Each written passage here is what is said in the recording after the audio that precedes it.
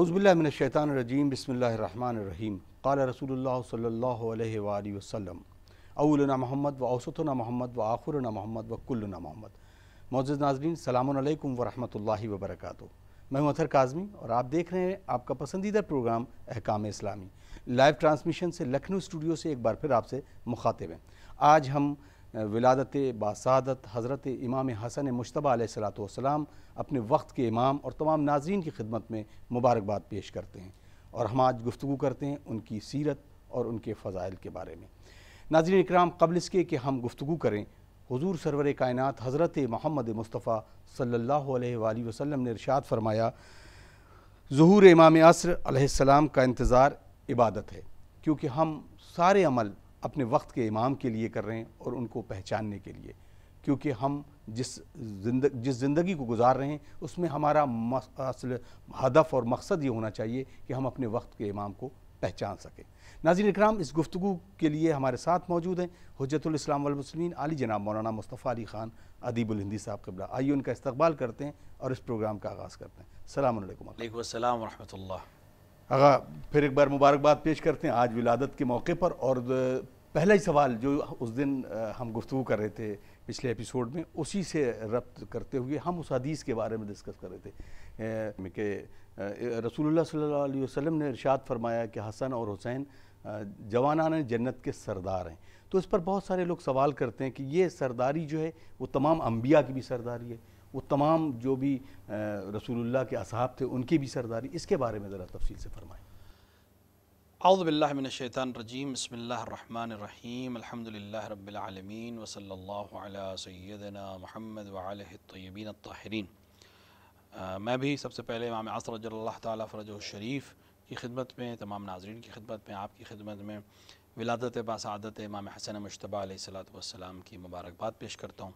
بارگاہ الہی میں دست دعا ہوں کہ اس سبت اکبر کے صدقے میں، امام حسن کے صدقے میں، کریم آل محمد کے صدقے میں ہمیں اس رمضان میں رحمت اور مغفرت اور غفران حاصل ہو۔ امام حسن اور امام حسین علیہ السلام کی فضیلت کے لیے امام رسول اکرم صلی اللہ علیہ وآلہ کی یہ حدیث کہ حسن اور حسین جوانان جنت کے سردار ہیں، اس میں کوئی شک نہیں ہے کہ آپ کی یہ حدیث تمام لوگوں پر صدق کرتی ہے، اور خود رسول اکرم نے جس کو استثناء کرتا تھا استثناء کر دیا، آپ نے فرمایا اور ان کے والد اور والدین کے لیے کہ وہ ان سے بہتر ہیں۔ بس وہ اور خود رسول اکرم صلی اللہ علیہ وآلہ چونکہ سردار ہیں تمام انبیاء کے اور مخلوقات میں، آپ سے بہتر اور اعظم کوئی نہیں ہے، لہٰذا آپ بلا استثناء خارج ہیں اس بحث سے۔ اس کے علاوہ کوئی بھی روئے زمین پر یا مخلوقات میں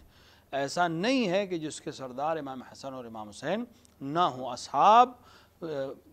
اپنی عملی زندگی میں امام حسن اور امام حسین کی سرداری کو قبول کر چکے ہیں، یعنی اصحاب نے بیعت کی ہے امام حسن مجتبیٰ کی، لہٰذا وہاں تو کوئی مسئلہ ہی نہیں ہے۔ ایک بہت مشہور ہستی کے لیے ہے کہ جب ان کے فرزند سے امام حسن علیہ السلام کا کسی بچپنے کے قصے میں یہ مسئلہ ہو گیا اور انہوں نے کہا کہ تم غلام زادے ہو، مجھ سے بات کرنے کے اس طرح کی بات ہوئی کہ امام حسن نے کہا کہ تم غلام زادے ہو، اور بیٹے نے جا کے خلیفہ سے شکایت کی اپنے باپ سے، تو خلیفہ نے کہا کہ جا کر یہ لکھوا لو ان سے، اور جب میں مر جاؤں تو میرے کفن میں رکھ دینا۔ تو یہ جملہ اس بات کی تاکید ہے۔ اس سے دو چیزیں ثابت ہوتی ہیں اس حدیث سے، ایک تو بعد موت بھی کسی کا لکھنا کام آ سکتا ہے، کہ بہت سے لوگ جو شہادت نامے کے اوپر اور بہت سے معاملات پہ اعتراض کرتے ہیں، انہیں اپنے خلفاء کی سیرت کو بھی ایک بار دیکھ لینا چاہیے کہ وہ خود امام حسن سے نوشتہ لکھوا کر اپنی قبر میں رکھوانا چاہتے تھے، کہ جانتے تھے کہ وہاں کس کی سفارش کام آ سکتی ہے۔ اور دوسرا مسئلہ یہ کہ سرداری قبول ہے، امام حسن امام حسین خود سردار ہیں اور اس میں کوئی شک نہیں ہے۔ حتیٰ انبیاء کرام، انبیاء ما سبق سوائے رسول اکرم صلی اللہ علیہ وآلہ کے باقی تمام انبیاء جو بھی جنت میں داخل ان سب کے سردار ہیں۔ اور اس میں ایک مزاح بھی رسول اکرم صلی اللہ علیہ وآلہ کے لیے ملتا ہے کہ جناب فاطمہ بنت اسد جو بہت ضعیف ہو چکی تھیں، ضعیفہ تھیں، انہوں نے جب رسول سے اس حدیث کو سنا کہ جنت میں کوئی بوڑھا داخل نہیں ہوگا، تو ان کو یہ ہوا کہ پھر میں تو بہت ضعیفہ ہو چکی ہوں، رسول نے مزاح فرمایا کہ جنت میں کوئی بھی بوڑھا نہیں جائے گا، تو ان کو تھوڑا سا رنجیدہ ہوئی کہ میں تو ضعیفہ ہوں. پھر آپ نے فرمایا کہ جنت میں خداوند عالم جب سب کو داخل کرے تو سب جوان داخل ہوں گے, وہاں کوئی ضعیف نہیں ہوگا. اور یہ حدیث اور یہ جملہ خود ان بہت سی احادیث جو بعد میں بنائی گئیں اور کسی کی فضیلت کے لیے کہ مثلا جوانوں کے سردار حسن اور حسین ہوں گے, وہ بوڑھوں کے سردار کے لیے ایک حدیث بنائی گئی, تو جنت میں کوئی بوڑھا داخل نہیں ہوگا کہ وہاں اسے سردار کی ضرورت پڑے. جنت میں سب جوان ہوں گے, ان تمام جوانوں کے سردار امام حسن اور امام حسین علیہ الصلاۃ والسلام ہوں گے, اور آپ کی سرداری اور آپ کا سب سے بلند و بالا ہونا خود آپ کے کردار کے اوپر اور آپ کی عظمت کے اوپر ایک بہت بڑی دلیل ہے, اور آپ اس میں کوئی شک نہیں کہ تمام سے افضل ہے. جزاک اللہ. اب حسن اخلاق کی بات ہوتی ہے, اکثر ہر ایک انسان کے لیے ایک نمونے عمل کچھ ذوات مقدسہ ہوتی ہیں. رسول اللہ تمام امت کے لیے. اس کے بعد امام حسن علیہ الصلوۃ والسلام کا جو واقعہ ملتا ہے کہ وہ ایک شخص آیا اور آپ کے نازیبہ کلمات کہے, تو رسول کس طریقے سے, تو آج کے دور میں کیسے تمام لوگوں کو یہ بتایا جا سکتا ہے کہ کوئی شخص اتنی اعلیٰ مقام پر فائز ہو اور اس کے باوجود اس کا عمل اس طریقے سے ہو؟ دیکھیے امام حسن علیہ الصلوۃ والسلام, میں نے عرض کیا کہ رسول اکرم نے فرمایا تھا, پچھلے ایپیسوڈ میں نے شاید عرض کی تھی یہ بات, کہ رسول اکرم نے فرمایا تھا کہ اگر عقل مجسم ہوتی تو وہ حسن ہوتی. یہ امام حسن علیہ الصلوۃ والسلام کی خاصہ تھا. البتہ اہل بیت علیہ الصلوۃ والسلام میں سب کو اخلاق تقریباً ایک جیسا ہے, لیکن کسی بھی نمایاں اصلاح سے ہو جاتا ہے کہ حالات ایسے تھے کہ نمایاں ہو سکا. مثلا شہادت اور شجاعت سب میں تھی, لیکن جس طرح سے امام حسین کو موقع ملا دوسرے کسی کو موقع نہیں ملا. یا عبادت سب کا وطیرہ تھا, لیکن جس طرح سے امیر المومنین کو موقع ملا ہے, جس طرح سے امام زین العابدین کو موقع ملا, اس طرح سے دیگر ائمہ کو موقع نہیں مل پایا. تو الگ الگ فضائل الگ الگ حالات کی وجہ سے ان سے صادر نہیں ہوئے, بلکہ ان کو موقع ملا, لہٰذا وہ رنگ ہمیں دیکھنے کو مل سکا ہے. وَإِلَّا سب اسلام معاملے میں بالکل ایک جیسے تھے. اسی طرح اخلاق میں امام حسن علیہ السلام کو چونکہ اپنوں اور مخالفین دونوں سے مخالفت کا سامنا کرنا پڑا اور دونوں سے بد اخلاقیوں کا سامنا کرنا پڑا, لہٰذا یہ اس طرح کا اخلاق جو امام امیر المومنین علیہ السلام کو خلافت کے غصب ہونے کے معاملات میں کچھ چیزیں ملتی ہیں, امیر المومنین وہاں سکوت اختیار کیے ہیں, لیکن اس طرح سے کہ آ کر کوئی نازیبہ جملہ کہے امیر المومنین کو, بہت کم ہمیں اس طرح کے واقعات ملتے ہیں. لیکن امام حسن علیہ السلام پہ اپنے بھی مثال کے طور پر کبھی تان و تشیح کر دیتے تھے, اور دوسرے اور مخالفین و شام میں تو پوری تربیت ہی اسی عنوان سے ہوئی تھی, کیونکہ اور اچھا ایک فاصلہ بھی ہے, رسول اکرم کے بعد سے تقریباً 30 سال کا عرصہ گزر چکا ہے, تو ایک پوری نسل بدل چکی ہے, لہٰذا تربیت کے حوالے سے بھی بہت فرق آ چکا تھا. لہٰذا امام حسن کے سامنے اس طرح کے واقعات زیادہ پیش آئے. اور جس واقعے کی طرف آپ نے اشارہ کیا کہ امام حسن علیہ السلام نے اس کی بد کلامی کے جواب میں حسن سے جواب دیا, اور اس کو پیشکش کی کہ اگر تم مسافر ہو, گھر نہیں ہے تو میں رہنے کا انتظام کر دوں, سواری نہیں ہے تو سواری کا انتظام کر دوں, مال نہیں ہے تو مال کا انتظام کر دوں. اور وہ گرویدہ ہو گیا کہ میں آپ اور آپ کے والد سے زیادہ کسی سے بغض نہیں رکھتا تھا, آج آپ اور آپ سے زیادہ کسی کو مورد احترام نہیں سمجھتا ہوں. تو یہ ہمارے لیے سبق بھی ہے کہ ہم حالات کو دیکھتے ہوئے اپنے اخلاق کو بہرحال ایسا رکھیں جو ہمارا نشاندہی کرے. یعنی ہم عمل سامنے والے کے عمل کے بعد, جسے ہم عکس العمل کہتے ہیں, نہ رکھیں, بلکہ ہم اپنا عمل رکھیں. سامنے والا کیا عمل کر رہا ہے اسے ہمیں مطلب نہیں ہونا چاہیے, ہم اپنے عمل کو رکھیں. اب اگر سامنے والے میں ظرفیت ہوگی تو وہ اس عمل کے اندر کی خوبی کو سمجھ کر وہ ایسا ہو جائے گا, ظرفیت نہیں ہوگی تو وہ اس کا عمل ہے, میں اس کی وجہ سے اپنے عمل کو کیوں خراب کروں یا برباد کروں. تو اپنے عمل کے ذریعے سے اپنی شناخت ہم امام حسن کا چاہنے والے ہونے کی حیثیت سے اپنے اخلاق کے ذریعے سے اور اپنے عمل کے ذریعے سے کروائیں. آج بہت آسانی سے لوگ کہتے ہیں کہ صاحب ہر ایک یہ مثال کا بڑا سخت مسئلہ ہے اور ہم اس طرح نہیں کر سکتے ہیں, لیکن اگر ہم ائمہ کے سیرت کو, کردار کو اب دیکھیں تو ہمیں سمجھ میں آ جائے کہ اگر انسان کرنا چاہے اور خدا کے لیے کرنا چاہے تو بالکل کیا جا سکتا, اور جو کرنے والے ہیں وہ کرتے ہیں. ہمارے علماء کی تاریخ میں ہم کو ملتا ہے کہ کس طرح سے حسن اخلاق رکھنے والے علماء ہمارے درمیان کے خدا سب کی حفاظت فرمائے. ہم نے اپنی آنکھوں سے ایسے علماء کو دیکھا ہے کہ جن کے سامنے شخص جو ہے وہ تند لہجے میں بات کرتا ہے یا نازیبہ جملہ حتیٰ کہتا ہے, وہ مرجع تقلید ہے, وہ مطلب ہزاروں لاکھوں لوگ اس کی تقلید کرتے ہیں, اور ان کے منہ کے اوپر ایک شخص نے, میرے آنکھوں کے سامنے کا واقعہ ہے کہ منہ کے اوپر گستاخی کی, لیکن سوائے مسکراہٹ کے کوئی جواب نہیں دیا، اور حتیٰ جو اطراف کے لوگ تھے وہ چاہتے تھے سختی کرے تو آپ نے منع فرمایا کہ دیکھو اس کی کوئی پریشانی ہے تو اس کو حل کرنے کی کوشش کرو، کہ انسان جب پریشانی میں ہوتا ہے ممکن ہے اس کا لہجہ بدل جائے۔ یہ عمل جب میں ایک مرجع سے دیکھ سکتا ہوں تو ہم بخوبی سمجھ سکتے ہیں کہ یہ مرجع جو بھی اس نے حاصل کیا ہے وہ امام حسن اور ائمہ علیہ السلام کے در کی طفیلی میں اور اس کے صدقے میں حاصل کیا ہے۔ تو اگر ایک عام انسان علم اور تقوی و پرہیزگاری سے اپنے آپ کو نزدیک کر سکتا ہے تو ان مقامات اعلیٰ کا تو پھر حساب ہی بالکل الگ ہے۔ لیکن شاہد میں اس بات کا ہے کہ انسان کرنا چاہے تو کر سکتا ہے، ایسا نہیں کہ پابندی ہے اس کے اوپر، بس یہ ہے کہ شیطانی وسوسہ زیادہ ہوتا ہے۔ آج ہر انسان جو سب سے اہم چیز ہے جس کو امام حسن علیہ السلام نے عملی طریقے سے توڑ کر دکھایا کہ دنیا کس طرح سے میں دنیا کے لیے عملی نمونہ ہوتا ہے، وہ انا کا مسئلہ ہے۔ آج ہمارے درمیان جو سب سے بڑا مسئلہ ہے، یعنی تقریباً 80% 90% جو ہماری پریشانیاں ہیں، گھروں کی پریشانیاں ہوں، مثال کے طور پہ بھائیوں کے آپس میں پریشانیاں ہوں،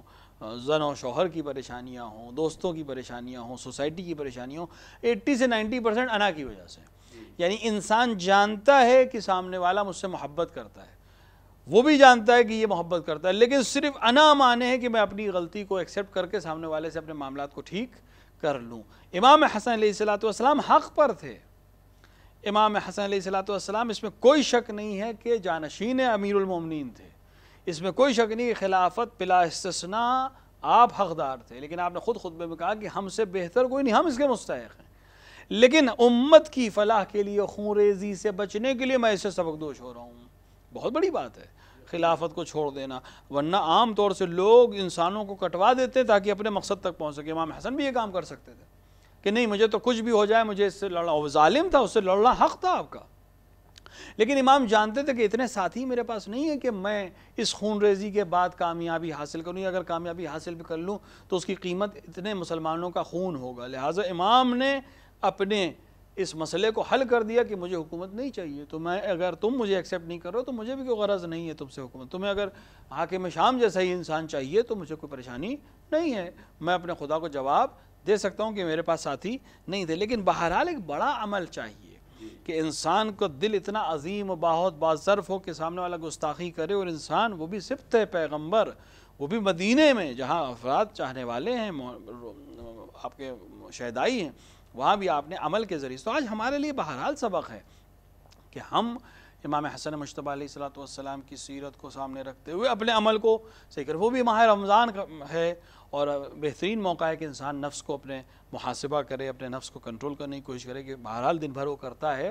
تو امام حسن کی ولادت کے دن کیا اس سے بہتر ہو سکتا ہے کہ ہم طے کریں کہ اپنے اندر کی ہر انسان میں خامیاں ہوتی ہیں،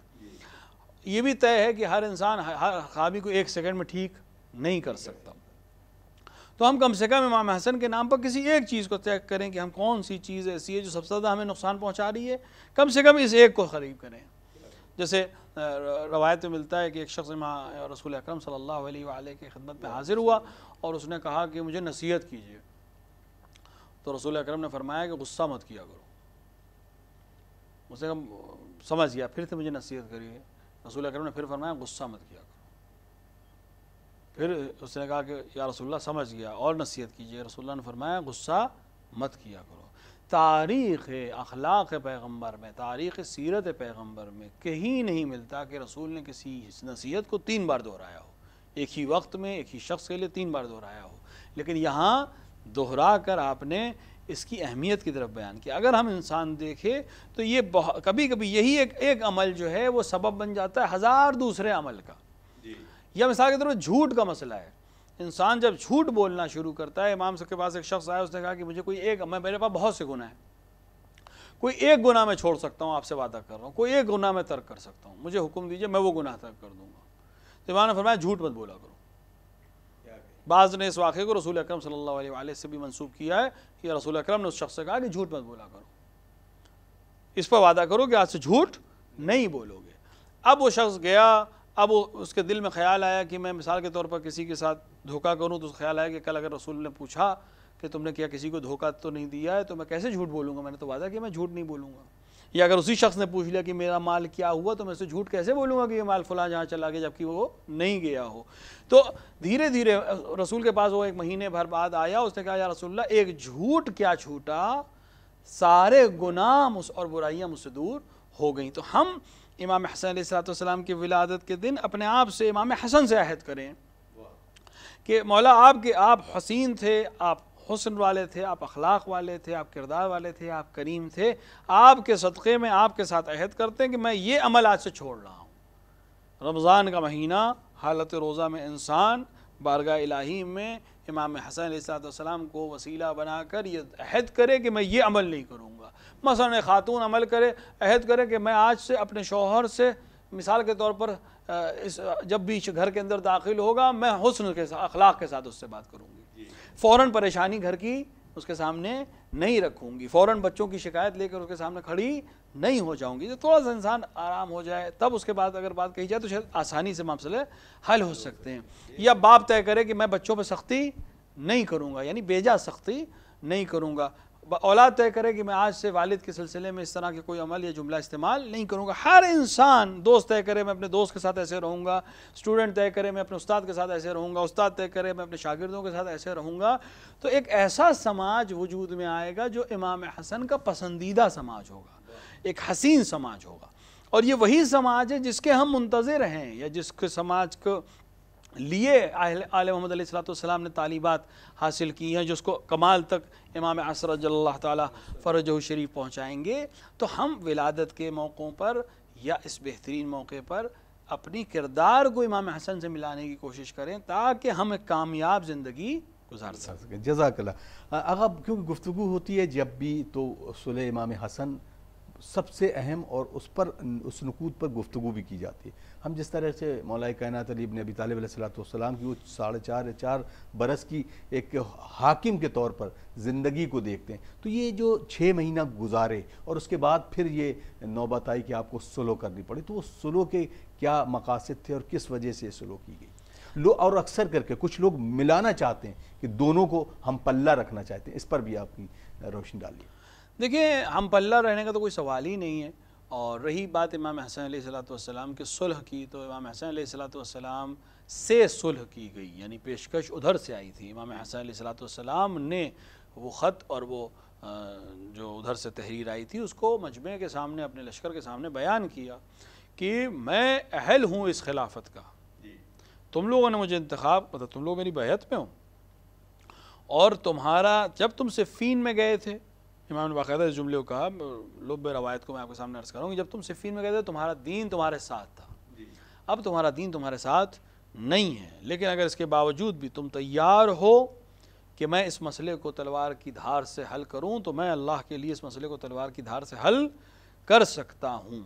تم بتاؤ تم کیا چاہتے ہو. تو ہر طرف سے آواز آئی صلح, امان امان. تو امام نے پھر اس بات کو قبول. جب دیکھیں آپ جب کسی سے جنگ کے لیے جاتے ہیں تو جنگ فرد میں نہیں ہوتی, لشکر میں جنگ ہوتی ہے,